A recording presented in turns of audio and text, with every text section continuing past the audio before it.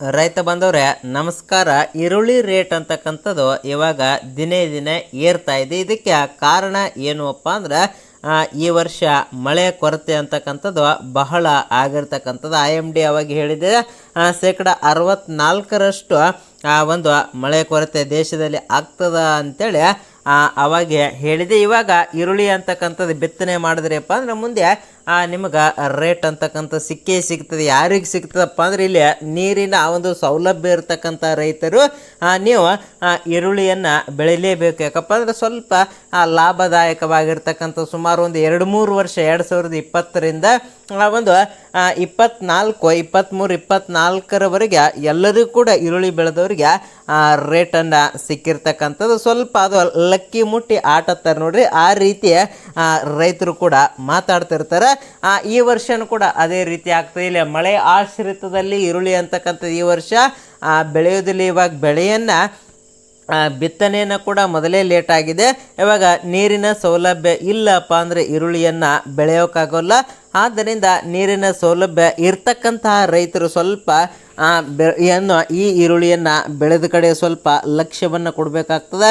ಈ 2026ರಲ್ಲಿ ನೀವು ಬೆಳೆಯನ್ನು ಈ ಈರುಳ್ಳಿಯನ್ನು ಹಾಕಲು ರೈತರು ಯಾವೆಲ್ಲ ಅಂಶಗಳನ್ನು ನೀವು ಗಮನಿಸಬೇಕಾಗ್ತದಪ್ಪ ಅಂದ್ರೆ ನಿಮ್ಮ ಪ್ರದೇಶದಲ್ಲಿ ನೀರಿನ ಸೌಲಭ್ಯ ಎಷ್ಟಿದೆ ಅನ್ನೋದ್ರ ಮೇಲೆ ಒಂದು ಈರುಳ್ಳಿಯನ್ನು ಬಿತ್ತನೆ ಮಾಡಬೇಕಾಗ್ತದೆ. ಇಲ್ಲ ನೀರಿನ ಸೌಲಭ್ಯ ಇಲ್ಲಪ್ಪ ಅಂದ್ರೆ ದಯವಿಟ್ಟು ನೀವು ಬೇರೆ ಬೆಳೆಯನ್ನು ಬಿತ್ತನೆ ಮಾಡಿರಿ. ಮಳೆ ಆಶ್ರಿತದಲ್ಲಿ ಯಾವುದಾಗ್ತದ ಅದನ್ನು ಮಳೆ ಪೂರ್ತಿ ಕಡಿಮೆ ಐತೆ ಅಂದರೆ ಯಾವ ಬೆಳೆಯನ್ನು ಆಗಲ್ಲ. ಆದರೆ ಸ್ವಲ್ಪ ಮಟ್ಟದಲ್ಲಿ ಮುಂದೆ ಆಗ್ತದ. ಮಳೆ ಕೂಡ ಇನ್ನೂ ಅಲ್ಪ ಸ್ವಲ್ಪ ಆಗ್ಬೋದು. ಇವಾಗ ಕೆಲವು ಕಡೆ ಮಳೆ ಕೂಡ ಆಗ್ತಾ ಇದೆ. ಒಟ್ಟಿನಲ್ಲಿ ನೀರಿನ ಸೌಲಭ್ಯ ಇದ್ದವರು ಮಾತ್ರ ಇದನ್ನು ಬೆಳೆಯನ್ನು ಮಾಡಬೇಕಾಗ್ತದೆ. ಇನ್ನು ಉತ್ತಮ ಗುಣಮಟ್ಟದ ಬೀಜದ ಆಯ್ಕೆಯನ್ನು ಮಾಡಿರಿ. ಸುಮ್ಮನೆ ಇಲ್ಲಿ ಊರಲ್ಲಿ ಸೊಲ್ಗಿ ಬೀಜ ಸಿಗ್ತಾವ, ಬಿಚ್ ಬೀಜ ಸಿಗ್ತಾವ ಅಂಥದ್ದು ಬಿತ್ತನೆಯನ್ನು ಮಾಡಬೇಡ್ರಿ. ಪಾಕೆಟ್ ಬೀಜ ಇರ್ತಕ್ಕಂಥದ್ದು ಸ್ವಲ್ಪ ದುಡ್ಡು ಹೋದರೂ ಪರವಾಗಿಲ್ಲ, ಒಳ್ಳೆಯ ಒಂದು ಬೀಜಗಳನ್ನು ಬಿತ್ತನೆ ಮಾಡಿರಿ. ಒಂದು ಮಣ್ಣಿನ ಪರೀಕ್ಷೆ ಮಾಡಿದ್ರೆ ಮಾಡಿರಿ, ಇಲ್ಲಾಂದ್ರೂ ಕೂಡ ನಡೀತದೆ. ಸ್ಥಳೀಯವಾಗಿರ್ತಕ್ಕಂಥ ಒಂದು ಬೇಡಿಕೆ ಮಾರುಕಟ್ಟೆಯಲ್ಲಿ ಹೇಗಿದೆ ಅಂತಕ್ಕಂಥ ನಿಮ್ಮ ಸುತ್ತಮುತ್ತಲಿನ ಮಾರುಕಟ್ಟೆಯ ಬಗ್ಗೆನೂ ಕೂಡ ನೀವು ವಿಚಾರವನ್ನು ಮಾಡಿರಿ. ಇವಾಗ ರೇಟ್ ಅಂತಕ್ಕಂಥದ್ದು ದಿನಾಲೂ ಹೆಚ್ಚಿಗೆ ಕೂಡ ಆಗ್ತಾಯಿದೆ. ಇಲ್ಲಿ ಕೇವಲ ಬೆಲೆ ಜಾಸ್ತಿ ಇದೆ ಅಂತೇಳಿ ನೀವು ದೊಡ್ಡ ಪ್ರಮಾಣದಲ್ಲಿ ಬಿತ್ತನೆ ಮಾಡಿದ್ರಪ್ಪ ಅಂದ್ರೆ ಮುಂದೆ ಒಂದು ರೇಟ್ ಸಿಗಲಿಲ್ಲಪ್ಪ ಅಂದ್ರೆ ಬಹಳ ಲಾಸ್ ಆಗ್ತದೆ. ನಿಮ್ಮ ಹತ್ರ ಒಂದು 2-3 ಎಕರೆ ಜಮೀನಿತ್ತಪ್ಪ ಅಂದ್ರೆ 1 ಎಕರೆ ಈರುಳ್ಳಿಯನ್ನು ಮಾಡಿರಿ, 1 ಎಕರೆ ಬೇರೆ ಬೆಳೆಯನ್ನು ಮಾಡಿರಿ, 1 ಎಕರೆ ಬೇರೆ ಬೆಳೆಯನ್ನು ಮಾಡಿರಿ. ಈರುಳ್ಳಿ ರೇಟ್ ಅಂತಕ್ಕಂಥದ್ದು ಯಾವ ರೀತಿ ಇರ್ತದೆ ಹೇಳೋಕ್ಕಾಗಲ್ಲ. ಇಲ್ಲಿ ಕೇಂದ್ರ ಸರ್ಕಾರ ಏನು ಮಾಡ್ತದಪ್ಪ ಅಂದರೆ ಎಕ್ಸ್ಪೋರ್ಟ್ ಅಂತಕ್ಕಂಥದ್ದು ಯಾವಾಗ ಬೇಕಾದರೂ ಚಾಲು ಮಾಡ್ತದೆ, ಯಾವಾಗ ಬೇಕಾದರೂ ಬಂದ್ ಮಾಡ್ತದೆ. ಇಲ್ಲಿ ಕಾರಣ ಕೊಟ್ಟು ಬಂದ್ ಮಾಡಲ್ಲ, ಕಾರಣ ಕೊಟ್ಟು ಚಾಲು ಮಾಡಲ್ಲ. ಆದ್ದರಿಂದ ಒಟ್ಟಿನಲ್ಲಿ ಉತ್ಪಾದನೆ ಕಡಿಮೆ ಆಯಿತು. ನೀವು ಇದನ್ನು ತಿಳ್ಕೊಳ್ರಿ, ಉತ್ಪಾದನೆ ಕಡಿಮೆ ಆಯಿತು, ಮಾಲ್ ಕಡಿಮೆ ಬೆಳೀತುವಪ್ಪ ಅಂದ್ರೆ ರೇಟ್ ಅಂತಕ್ಕಂಥದ್ದು ಜಾಸ್ತಿ ಆಗ್ತದೆ. ಈ ವರ್ಷ ಮಳೆ ಕಡಿಮೆ ಆಯಿತು ಅಪ್ಪ ಅಂದ್ರೆ ಉತ್ಪಾದನೆ 100ಕ್ಕೆ 100ರಷ್ಟು ಕಡಿಮೆ ಆಗ್ತದೆ. ಬೆಲೆ ಅಂತಕ್ಕಂಥದ್ದು ಜಾಸ್ತಿ ಆಗೇ ಆಗ್ತದೆ. ಆದ್ದರಿಂದ ಕೃಷಿ ಅಧಿಕಾರಿಗಳು ಕೂಡ ಅದನ್ನೇ ಇವಾಗ ಹವಾಮಾನ ಮುನ್ಸೂಚನೆ ಕೊಟ್ಟರು ಕೂಡ ಅಧಿಕಾರಿಗಳು ಕೂಡ ಅದನ್ನೇ ಹೇಳ್ತಾ ಇದ್ದಾರೆ.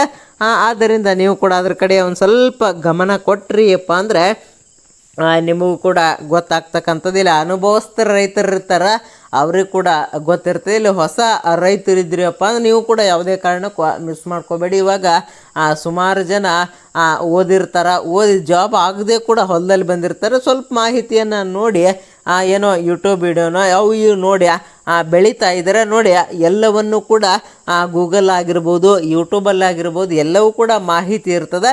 ನೀವು ಯಾವ ರೀತಿ ಸರ್ಚ್ ಮಾಡ್ತೀರಿ ಅನ್ನೋದ್ರ ಮ್ಯಾಗ ಹೋಗ್ತದೆ.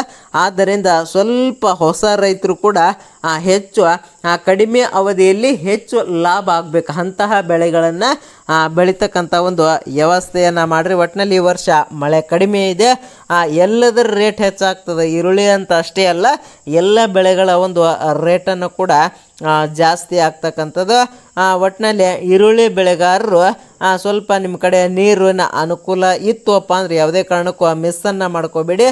ಹಾಗೆ ನಿಮ್ಮ ಊರಲ್ಲಿ ಯಾವ ಬೆಳೆಯನ್ನು ಹೆಚ್ಚಿಗೆ ಬೆಳೀತಾ ಇದ್ದಾರೆ, ಈರುಳ್ಳಿ ಬೆಳೀತಾ ಇದ್ದಾರೋ ಇಲ್ವಾ, ನಿಮ್ಮ ಸುತ್ತಮುತ್ತಲಿನ ಒಂದು ಮಾರ್ಕೆಟನ್ನು ನಾನು ನಾಳೆ ಯಾವೆಲ್ಲ ಮಾರ್ಕೆಟಲ್ಲಿ ಬೆಂಗಳೂರು ಆಗಿರ್ಬೋದು, ಸೋಲಾಪುರ ಆಗಿರ್ಬೋದು, ಬಿಜಾಪುರ ಆಗಿರ್ಬೋದು, ಬೆಂಗಳೂರು ಯಶವಂತ ಮಾರುಕಟ್ಟೆ ಎಲ್ಲವನ್ನು ಕೂಡ ನಾನು ನಾಳೆಗೆ ಯಾವ ರೇಟ್ ಇದೆ ಅಂತಕ್ಕಂಥದ್ದನ್ನು ನಿಮ್ಗೆ ತಿಳಿಸ್ತಕ್ಕಂಥ ಒಂದು ವ್ಯವಸ್ಥೆಯನ್ನು ಮಾಡ್ತೇನೆ. ಹಾಗೆ ಯಾರು ಲೈಕ್ ಮಾಡಿಲ್ಲ ಲೈಕ್ ಮಾಡಿ. ನಿಮ್ಮ ಅನಿಸಿಕೆ ಅಭಿಪ್ರಾಯ ಅಂತಕ್ಕಂಥದ್ದು ಬಹಳ ಮುಖ್ಯ ಆಗಿರ್ತದೆ. ಮುಂದಿನ ವಿಡಿಯೋದಲ್ಲಿ ಯಾವ ಬೆಳೆಯ ಬಗ್ಗೆ ವಿಡಿಯೋನ ಮಾಡಬೇಕು ಅಂತಕ್ಕಂಥದ್ದನ್ನು ಕೂಡ ನೀವು ಕೂಡ ಕಮೆಂಟನ್ನು ಮಾಡಿರಿ. ಹಾಗೆ ನಿಮ್ಮ ಊರಲ್ಲಿ ಯಾವ ಬೆಳೆ ಜಾಸ್ತಿ ಇದೆ ಅಂತಕ್ಕಂಥದ್ದನ್ನು ಕೂಡ ನೀವು ಕಮೆಂಟನ್ನು ಕೂಡ ಮಾಡಬೇಕಾಗ್ತದೆ. ಯಾವೆಲ್ಲ ಊರದವರು ವಿಡಿಯೋನ ನೋಡ್ತಾ ಇದ್ದೀರಾ ಅದನ್ನು ಕೂಡ ಕಮೆಂಟನ್ನು ಮಾಡಿ. ಮುಂದಿನ ವಿಡಿಯೋದಲ್ಲಿ ಭೇಟಿಯಾಗೋಣ.